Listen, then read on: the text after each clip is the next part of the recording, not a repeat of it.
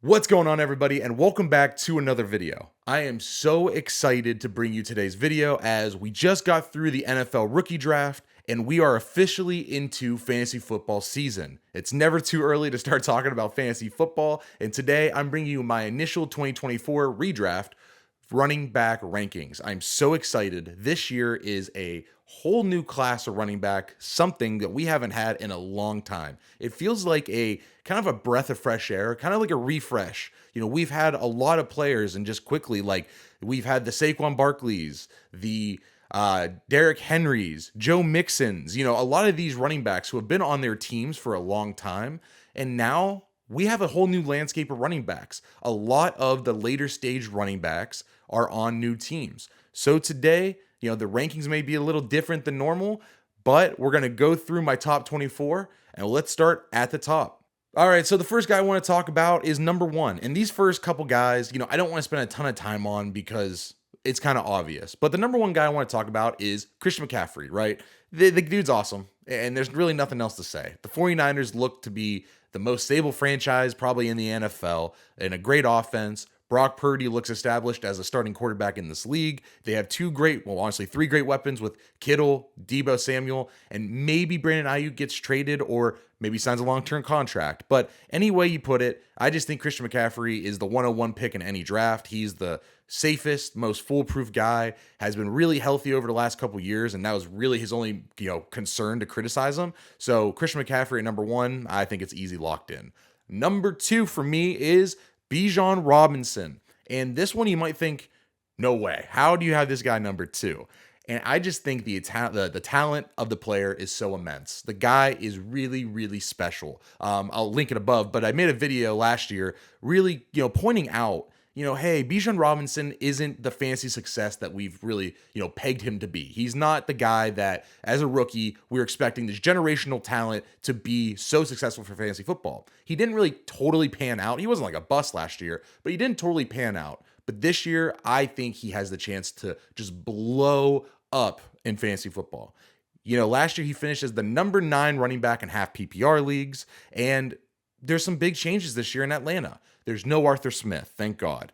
There's Kirk Cousins, who's now the starting quarterback. So we don't have to deal with the Marcus Mariota, the Taylor Heineke's, and the Desmond Ritters of the world, right? We should have an established quarterback in Kirk Cousins. And if something with Kirk Cousins doesn't really pan out, hopefully with Michael Penix being their first round pick, which is a whole nother discussion, there should be some level of consistency at quarterback this year where this offense should be stable and actually able to run at a consistent manner. The Falcons were a good team last year with not very much at quarterback. So if Kirk Cousins can kind of just step in and be a stud, which he has been the last, 2, 3, 4 years in Minnesota, hey, I think Bijan could really blow it up this year. He's talented. He should get way more touches than Tyler Algier, which worries me a tad bit, but every running back is in a committee, basically. There's a handful of guys who aren't. So I think Bijan Robinson is a superior talent, and it should be a good offense. I'm just going to take the shot on the talent, and I'm going to have a number 2 overall this year. Number 3 for me is going to be Jonathan Taylor from the Indianapolis Colts. And this one is just kind of a combination of two things. Taylor has been injured a decent amount over the past 2 seasons, which obviously isn't awesome. But when I look at it, he's in no committee really. They got rid of Zach Moss, and this backfield feels like it's all his. If anything, you want to say he shares a backfield, it's going to be touchdowns getting stolen from Anthony Richardson on the ground in the red zone. And that worries me, of course, but not enough. I think Jonathan Taylor is a good player, a really great player. I've never found him to be the super elite player like I think Christian McCaffrey and Bijan Robinson are, but I do think Jonathan Taylor is on the really, really great scale. So I think Jonathan Taylor is a really, really great player, really awesome running back on a really good Indianapolis Colts, a pretty good Indianapolis Colts team with a rookie quarterback last year who, obviously only played 4 games, but in those 4 games, I think he just showed me enough for me to go, okay, I trust him enough as, a starting quarterback next year. He's shown me enough that he isn't just a deer in headlights and he was lost. So I think this team could really grow, be really, really productive. And if Jonathan Taylor can stay healthy, I think he easily finishes as a top 5 running back this year. All right, and then moving on. So this is the first guy who has switched teams. This is the first running back who is now on a new team in a new city with new fans, and it's going to be Saquon Barkley. I've had my eyes set on Saquon Barkley forever. I have been a Saquon Barkley stan. I love this guy. I think he's phenomenal. And I think he gets overlooked every year because the New York Giants were so bad. And this year, he's finally on a really, really good Super Bowl contending team in the Philadelphia Eagles. And we just saw DeAndre Swift go for 1,000 yards in a season where he started off hot, but definitely slowed down.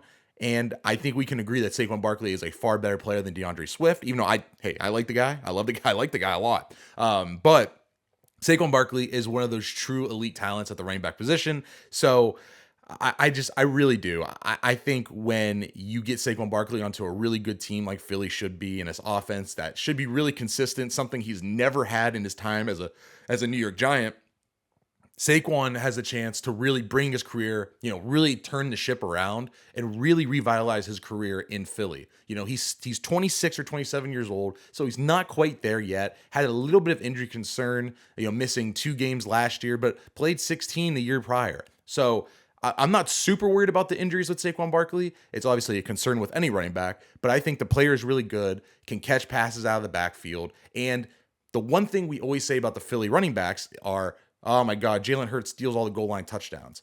And while that is true, have they ever really had a guy that you felt super confident with on the goal line? And that's kind of that's gonna be my arguing point. There's a better word for that, but that's kind of be my point is maybe Saquon Barkley is just going to step in and instead of, sustaining Jalen Hurts to all these, hits around the goal line, maybe they go, okay, Saquon, you just take it over because we know you're a big guy that's super athletic and really specializes around the goal line. So Saquon Barkley, I have him at number 4 and I'm pretty locked into that. And honestly too, real quick, I mean, he's in a backfield by himself. There's no committee there. So Saquon Barkley to me seems pretty foolproof if he can stay healthy. All right, and then number 5 is Jahmyr Gibbs. Now, I fell in love with Gibbs. I actually just posted a video. If you want to check it out, I'll link it above as well. I think Jahmyr Gibbs is really special. I think he can be one of those guys that maybe isn't quite generational talent, but in the really, really good class that is going to be a running back in this league for a long time and can, really for fantasy football be kind of the new generational wave, the leader of that wave. As, we're kind of aging out of a class of the, Ezekiel Elliott, Saquon Barkley's getting up there, Joe Mixon's getting up there, Derrick Henry, if I didn't say Derrick Henry, we're getting these kind of older running backs, Aaron Jones, like these guys are starting to fade out a little bit. And I think Gibbs can be the new generational guy that we go, oh my God, and, for 5 more years, we had this stud that should be kind of at the peak of his powers. Gibbs to me is just the jack of all trades. He obviously isn't the most powerful guy in the world, but he's strong. His acceleration and speed are really special. I mean, I showed it in the video if you want to watch it. There's plays left, right, where he just gets a safety one-on-one and they don't even touch him. I mean, he has a second gear, a third gear that not a lot of players have. So I think with his pass catching ability and a really stable offense behind a really good offensive line, Jahmyr Gibbs at number 5 for me is, I would love to have him as my RB1 this year. I mean, the only downside is David Montgomery is there, and Montgomery plays a really big role, and he should. I don't know if Gibbs has the body to hold up to 300 carries and 75, catches in a season. I don't know if he has that in him, but David Montgomery can be kind of the battering ram, while Gibbs is more of the, sure, we'll run up the middle, but the outside zone, let's give it out to on the perimeter to him. Let's throw the dump downs to him. That could be more Jahmyr Gibbs. So that could lead to kind of week by week inconsistencies, but Gibbs is too good of a player not to have big games. So that's why I have him at number 5. Number 6 for me is going to be Breece Hall of the New York Jets. And this one is really tough for me. And I struggle. And this is at RB6, which is really early. This is where I feel like I start to lose a lot of confidence in the running back position. I was ranking these guys and I got past Jahmyr Gibbs and I got to 6 and I went, do I go Henry? Do I go Pacheco? Do I buy into Kyron Williams again? Like, I really like Josh Jacobs, but after last year, I don't know. I went with Breece Hall because, while I think he's a talented player, I don't think he's an elite talent, but I think a lot of people do. And I like the situation, and I like that he's in his own backfield. He showed a lot of flashes last year of him making big plays on a really bad team. And, I'm honestly, this sounds like, why would you trust me? But I'm just hoping I'm wrong on the guy's talent and that this year he really shows me that he's special. Because I just haven't felt it yet. I haven't watched the film and really I went, hey, this guy's really good. I think I can see why people like him, but I never went, oh my God, he's so special. I haven't felt it yet. But having him at RB6 is kind of me banking on, I like the situation. I think he's a really good player. And, what I saw him do on a not so good offense last year, honestly, a really terrible offense last year, gives me hope that, hey, I think Breece Hall could be pretty good this year. And I think that also speaks a little bit of just the rest of the class of running back at this point, where my confidence level, like I said, really falls off a cliff here where I don't feel super confident. Like Breece Hall, don't love him, but RB6, I think, is a good spot for him. And that might be when I do overall rankings, these 5 running backs might be my first rounders. And then there might be a gap between, Gibbs at RB5. And then there might be a lot of receivers in between, Jahmyr Gibbs might go a lot of receivers and then Breece Hall in my overall rankings. But yeah, Breece Hall, it's a tough one for me this year. I know everyone loves him. I'm not as in love, but I still like the player a lot. Moving on to my RB7 is going to be Josh Jacobs. And I think this is one that no one's going to agree with. I think everyone's done with Josh Jacobs. I just think we have to understand that 2 years ago, this guy led the NFL in rushing, was awesome. Like 2,000 yards awesome. And I think that fell on the wayside last year because you didn't have Derek Carr. So you played with Aiden O'Connell, who I liked enough as a rookie, but I knew he wasn't going to be probably a starting caliber quarterback. I don't think he's going to really mature into that or anything really high level. You have the Jimmy Garoppolo, who's really on the back, end of his career. It was not a good situation. It just wasn't. The Vegas Raiders were a mess. And I love seeing Josh Jacobs get a whole new situation in Green Bay. We've seen Green Bay be very successful with the running backs on the ground for years, with Aaron Jones, even A.J. Dillon, who's not that good at all. But I think Josh Jacobs is still talented. He's always one of those guys that gets overlooked. And at age, I think he's 26 or 27. I think he's 26. Not cooked. I didn't see cooked from him last year. So I'm just willing to bet on the talent again that this guy who was literally led the NFL in rushing 2 years prior, after one bad season last year, I just don't think it falls off that hard. I think that was more of a situation. He's in Green Bay. That looks to be one of these teams that are on the rise completely. I mean, really, with Jordan Love, Dontavius Wicks, Christian Watson. I'm forgetting the other receiver's name off the top of my head right now. But, Jaden Reed. Like, a lot of good players. I like that offense. I think it's rising. No Aaron Jones. I think Josh Jacobs can step in, catch a lot of passes out of the backfield, and just be a really, really productive player for the Packers. Number 8 for me, and these guys, I just want to go through quickly because I don't want this video to be a half hour, but we're going to go Derrick Henry. And Derrick Henry for me is, I'm not there yet with him being washed. It's a little concerning because he's a big guy, and when it goes bad for him, it's going to go really bad because he's never been that quick. He's really been top end speed. So when that's gone, that's going to be an issue. But I think at the very worst on a Baltimore offense, I just seen them run, or have Gus Edwards rush for like 12 plus touchdowns last year. So I think at the worst, if Derrick Henry ends up kind of losing a step, he can just be a goal line battering ram that's going to score a lot of touchdowns. I know that's not what you want to draft at your RB8, but what if he's still good? What if he still has the 1,500 yard potential in him? I think he does, and that's why I have him at 8. But I think this is one of the safer plays where I go, okay, I'll draft him for the kind of the upside at 8. But I think at the worst, he can be a 900,000 yard rusher based on volume, and he can still smoke in, 10 1-yarders. I think that's easy, 1-yard touchdowns. So Derrick Henry at number 9. Then we move on to Derrick Henry, number 8. We move on to number 9, Isaiah Pacheco. This one is kind of another tier break for me where I go, I like Pacheco. Is Pacheco like really a great running back? I think he's just like good. I think he's just a really strong grinder of a running back. The guy that's just like, I'm going to run hard. Everyone makes fun of him, kind of jokes that like he tears up turf when he runs and everything. He's a hard runner. Really good. We like the offense with Travis Kelce signing a 2-year deal. So he's back. Rashee Rice, we're not totally sure yet, but they just drafted Xavier Worthy. Patrick Mahomes, of course, being the staple there. So it should be fine, right? It should be fine. I don't expect a ton of upside with this. I don't think he'll go out and be a 1,500-yard rusher, but I think finishing above 1,000 and pushing for double-digit touchdowns is easily in play. So that's kind of why I have him at number 10. I couldn't put him higher because not a lot of upside, but I think he's one of the safer running backs on this list. Then we move on to number 10 in Travis Etienne.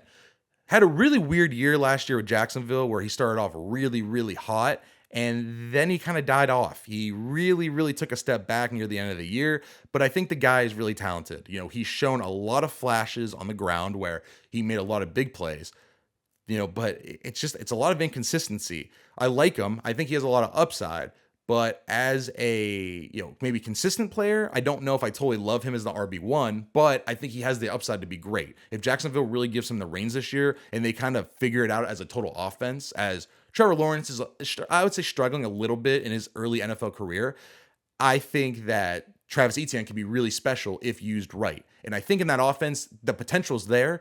It just has to get done. And will that happen? Obviously, I don't know. But I think the player's talented enough to get it done if he becomes the full-time starter, where he's not splitting carries or coming off the field for weird amount of snaps like he was last year at times. I like Travis Etienne. I think he's really talented, can do it through the air, on the ground, kind of everywhere. I just want to see more consistency. All right, and then here comes number 11, Kyren Williams. And this guy was easily the hardest player for me to rank this year. I mean, what do you do with this guy?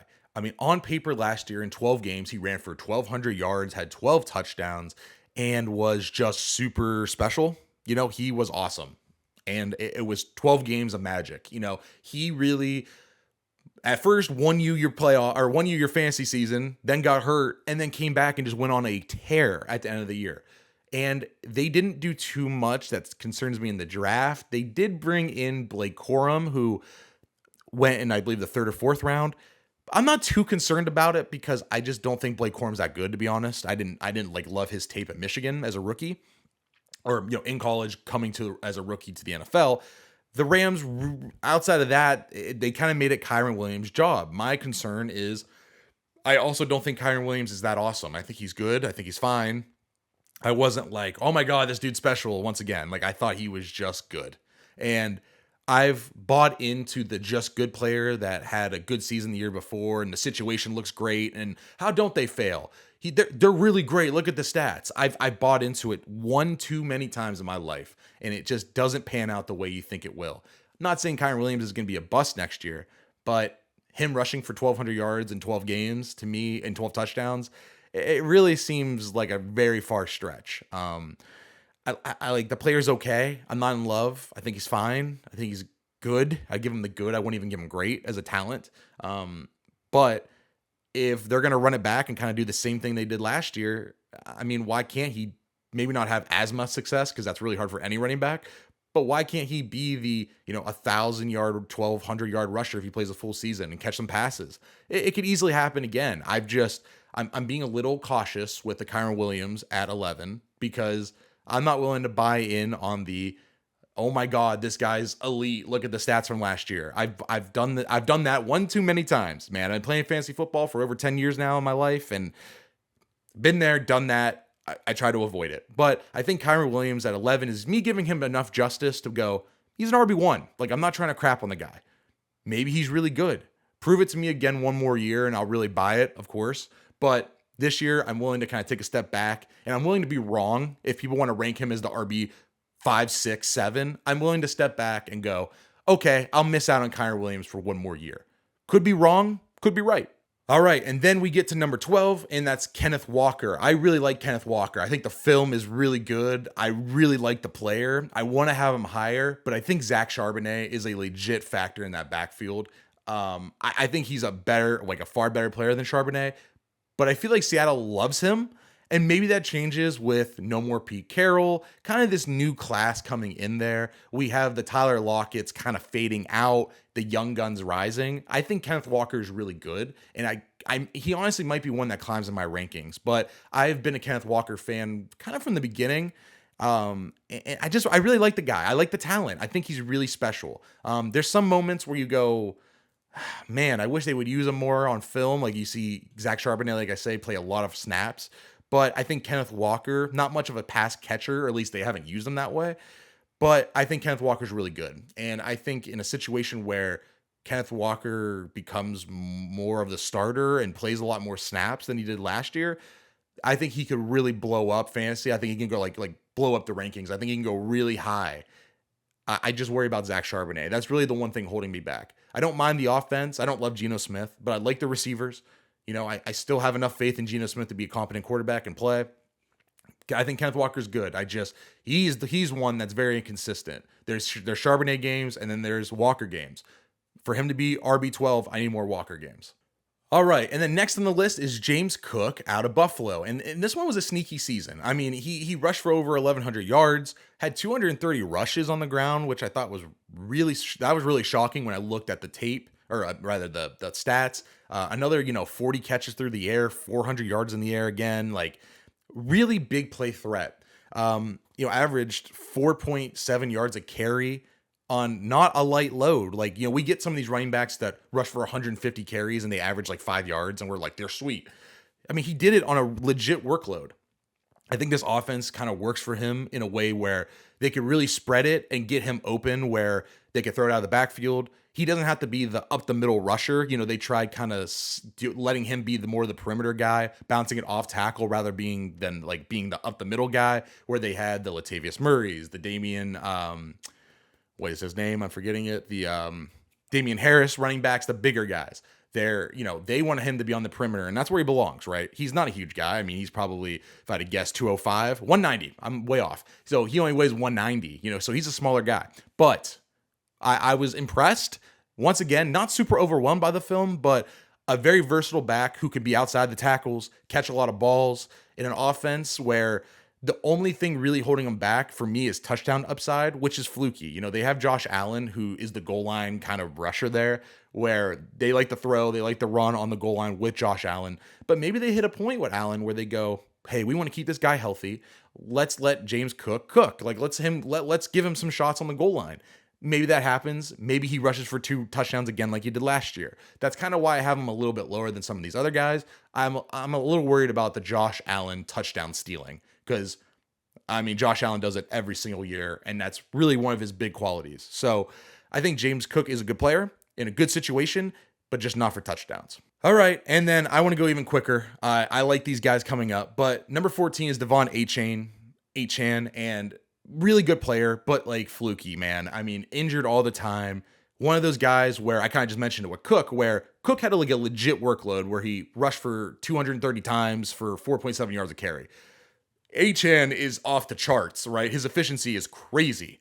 But, the guy finished with 150, I'm looking up right now. 150 rushes on the season. It's just, is it sustainable? I saw this with Tony Pollard and he had 100. Achane had 100 carries for 7.8 yards a carry, 8 touchdowns, 800 yards. That's not going to happen again, right? That's the most efficient player I've ever seen in my life. Really good, explosive player, really fun. I don't want to buy into it as, oh my God, he's RB7 because look at that stuff. Look at the stats. They're crazy. It's not possible. It's not possible to average 8 yards a carry on a real workload. Can he be a 200 to 250 touch guy and be really efficient? Sure, 100%. But I don't want that to be really high. And that's why I have him as my RB 14. I like the player, fun. I need him to stay healthy as he only played in 11 games last year. And honestly, in those games, did he play a ton of snaps? No. So I need for him to prove it to me a little bit that he's a healthy player. I think that's another guy where I'm not reaching to grab him. I'm going to let him, if he falls to me, great. If I think the market's going to be way higher on him. So if the market is higher on him, I'm going to take a step back and I'm going to go, okay, man, hey, it's yours. You can have him. I'll miss it. If I miss it this year, that's fine. And if I don't draft him and he busts, then good. Then good job me. But I'm willing to miss it this year. Really good player in a really good situation. Just a lot of risk, I think, with the health concerns and the efficiency. Then we move on to Joe Mixon. And early on in his career, I loved Joe Mixon. Now with the Houston Texans, I'm a little worried. I don't totally understand the move because, I like Dameon Pierce. I think Dameon Pierce is still a good player, even though he was super inefficient last year. And I think Joe Mixon is closer to Dameon Pierce in archetype than he is Devin Singletary, who was pretty good last year with the Texans. And so I just don't see the Joe Mixon working out a ton. Like I think he could just be the starter and get a ton of carries on a really good team and be efficient that way. Or rather, maybe not super efficient, but just get the workload. It's still young enough to where he's not washed or beat up enough in the NFL yet. I like Joe Mixon. I just don't. I'm a little concerned with this. Does he fit in Houston? You can put a lot of pieces together, but it doesn't mean that they mesh and they fit. I like Mixon as a player. I think he's good, but is he good enough to overcome a bad situation? And I don't want to say maybe not a bad situation, but a situation where he doesn't fit. I don't necessarily think so. I've seen Saquon Barkley struggle to do it with the Giants, and I think Saquon Barkley is far more talented than Joe Mixon.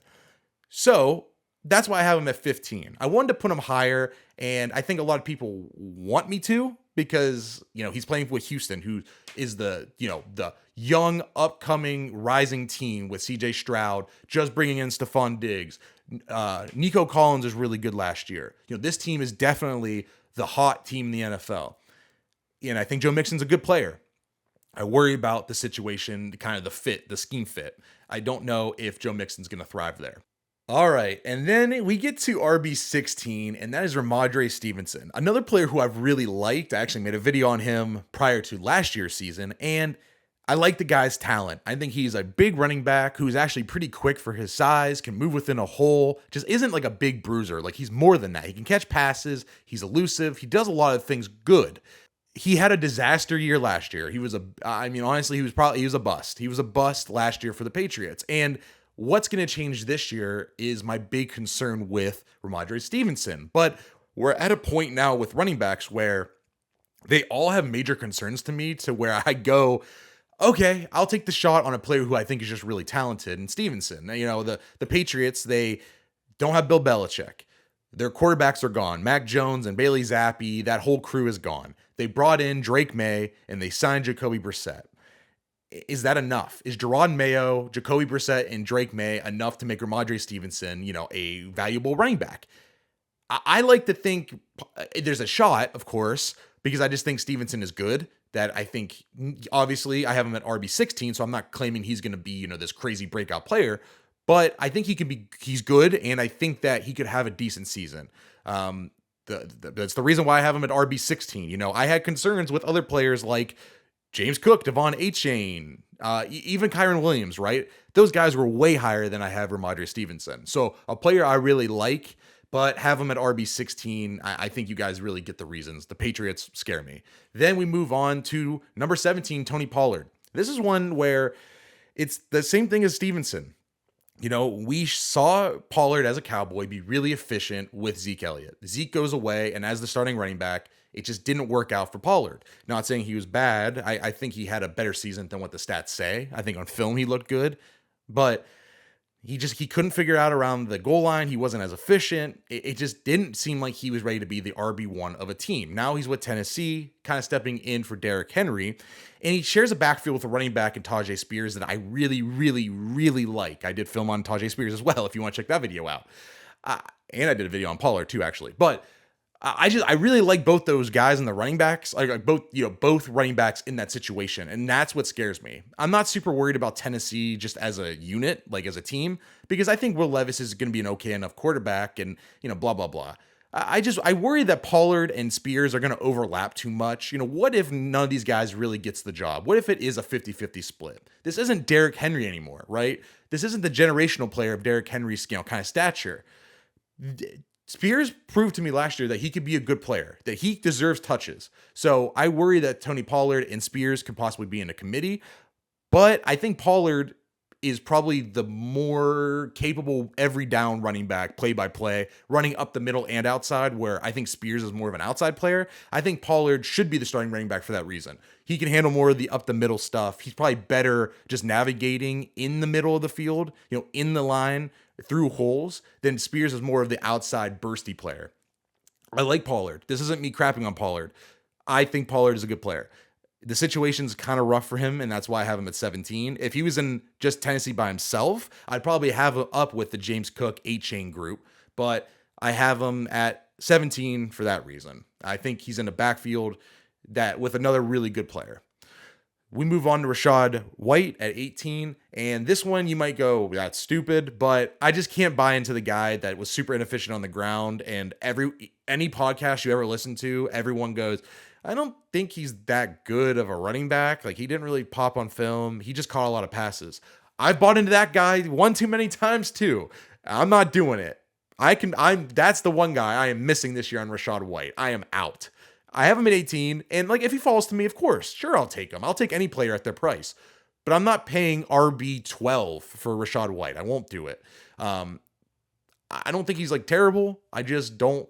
I didn't see a lot of vision from him. Obviously, a great pass catcher as he caught 1 million balls last year. It was productive that way, but I'm not. I can't buy the guy that isn't a good runner as a running back. Like, I can't buy it. If he has some kind of year 2 resurgence where he really shows out on the ground, then I'll be willing to miss it. But it's another guy where I go, all right, man, I'll take a step back, and if I miss it, I miss it.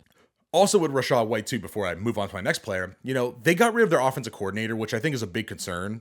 He is now the head coach for the Carolina Panthers. So, what is that situation going to be like? If you had a really inefficient player last year, and I've heard that they like Sean Tucker, who was a rookie running back last year as well. They didn't use him a ton in the season, but I heard they kind of liked him. I worry maybe someone else gets a chance there to kind of step in and get that job. And what if the offense just isn't the same? It's Baker Mayfield, who was good last year for sure. But what if he takes a step back? He hasn't proven consistency to me all over his career. Mike Evans is another year older. Chris Godwin's another year older. There's just a lot of variables in that offense. All right, and then these last guys, I just want to run through them. Alvin Kamara at 19. It's another guy where I like him. I think he's good. He hasn't been efficient enough on the ground yet. He just hasn't done it in his whole career. He hasn't been it. I hate Derek Carr more than anything on this planet. I just want to stay away from the Saints situation as much as possible. I think really the only player for fantasy football I'm really going to be looking for is probably Chris Olave, and even he scares me. But Alvin Kamara at 19, I think he's going to be higher on people's lists. I am just good, I think. I'm good. I've been on this ride a long time with Alvin Kamara. He hasn't been the same pass catcher. He hasn't been as efficient on the ground as he was in years prior. I liked him early in his career. I loved him early in his career. I just don't think he's the same player. I don't think the Saints are the same. He's another one where I'm not loving it. I'm not loving Alvin Kamara this year. Number 20 is Aaron Jones, a player I do like a lot. But I just get the red flags, man. I get the flags. And he's one that I think I'm going to be wrong on this year. And maybe he grows up my list a little bit as we get, more into fantasy. He's not super old yet, only being about 29, I believe. But a lot of injuries last year, going to a team in the Vikings that I don't mind, but we get to a point where I do like Ty Chandler as a backup, and Aaron Jones has never really been a player that own a backfield. He's never been that guy. And really, I mean, on film, not on film, but like statistically, he's just never really been the high yardage guy. He's had some good seasons of 1,500, 1,400, 1,500, but then a lot of thousands thrown in there, missing a decent amount of games in his career, 12, 16, which is great, but then 14, 15, 17, 11. Going into his age 30 season, I worry the cliff is coming sooner rather than later with him, and that's what gives me the big pause. If, he's one I think I could be dead wrong on, because if he's just efficient, hey, he could just be great. He could just be the stud for Minnesota. But what if he is kind of the Dalvin Cook? He did the same thing Dalvin Cook did. Dalvin Cook in his last year in Minnesota missed a lot of time, wasn't as efficient. They moved on from him. He went to the Jets, and he was a zero with the Jets, an absolute dud. And I worry that's going to happen with Aaron Jones, and that's kind of why I have him at RB20. Not giving up totally, but I worry just about Ty Chandler being there, a new quarterback in J.J. McCarthy or Sam Darnold, and maybe the player at age 30 is just kind of on the way out. Number 21 is David Montgomery. And this is another guy where I just like Jahmyr Gibbs so much. I'm worried that David Montgomery's role is going to diminish, where Detroit goes, okay, we like Montgomery, but we love Gibbs, and I need to give Gibbs more touches. I think Montgomery could definitely finish way above this because, Last year, he had 10 plus touchdowns. Honestly, he had way more than that. And he is a good player, not one of those guys that isn't great, right? Not I wouldn't say special player by any means, finished with 13 touchdowns last year, and 1,000 yards, played in 14 games, but he's another guy, kind of misses games every year, mostly known for being a big, strong bruising back, which could be great for goal line situations. But I think Gibbs might just kind of own the backfield, and that's why I have him a little bit lower this year. Still think he's a good player. I think he's a valuable, RB2, 3 for your team, maybe a flex option. But if the touchdowns aren't there, I think Gibbs is the better player. And, he's not catching a million passes. What's the upside? I think he's more of a safer floor, but a way, way, way lower ceiling guy than any other player on this list. And then quickly, just to knock out the last 3 guys, I got DeAndre Swift, James Conner, and Zamir White. DeAndre Swift, I like the talent, obviously, as the player. With Chicago, I think this is another one where if they just use him like a good running back, like a starting running back, I think he could easily be like a 1,000-yard rusher. But I worry that I like Khalil Herbert a lot as a player. I know they just drafted Roshan Johnson as this will be his second year. So there's some talented guys in that backfield. And Swift to me just hasn't proven consistency anywhere he's ever been. He got to the Philly in one season, had a good year, but was really inconsistent in that year. And then they just shipped him off. They said, "See you later, guy. We'll bring in Saquon Barkley." Which, hey, you can bring in better talent. I get it. But but you know what? With Swift, they paid him good money to be there in Chicago, and they gave him a good contract. And this team that looks like it should be on the rise with DJ Moore, Keenan Allen, Caleb Williams, of course, bringing in Swift. Obviously they want this offense to be better. Drafting Ramsey Dunzai too. So they want this team to be better. They want it. So there's a chance that I'm dead wrong on Swift, and maybe he rises up my rankings a little bit too. But he's a very inconsistent player. Hasn't proven to me to be, really a consistent guy. So that's why he's closer to an end of the, RB2s. James Conner just can't stay healthy. I like the player. I think he's good. Not one of the really great players, but I think he's good, big bruising back on a good Cardinals team. Well, should be a good Cardinals team. But they just drafted Trey Benson out of Florida State, I believe round 3 capital. Not the end of the world, but a guy who can't stay healthy, maybe takes too many hits, kind of hitting his late 20s. Maybe they just go on with Trey Benson sometime and kind of, pass on the, baton. They pass the baton on to the younger guy. James Conner, this is his last season with Arizona. So who really knows what's going to happen there? And then number 24 is Zamir White. This one was hard because there's a lot of other kind of fringe running backs. But if this guy is going to be the Vegas starter, it wasn't great last year. I've liked White's film enough, from what I've seen. I don't think it's anything crazy, but just the little flashes I've seen, I think he's kind of just an okay player all around, like a solid all around guy. Maybe he just becomes a starter. Alexander Madison's now his backup, and I don't trust Alexander Madison at all. So I think Zamir White at 24 is just kind of hey, take a shot. Let's see what happens with Vegas. Maybe Gardner Minshew and Aiden O'Connell, maybe they progress at all, and we have somewhat of a functional offense. And all right, those are my 2024 redraft running back rankings. I was so excited to make this list. I wasn't trying to ramble forever, but there's just so many different situations this year with all the running backs kind of changing locations and changing teams. So if you like the video, leave a like down below, leave a comment, let me know which rankings you agree with, disagree with, who should have made the list, who should be way off, all of the above. Leave a like down below, comment on the video, and I'll have more rankings coming your way in the next couple of days. Thanks for watching. I'll see you guys next time.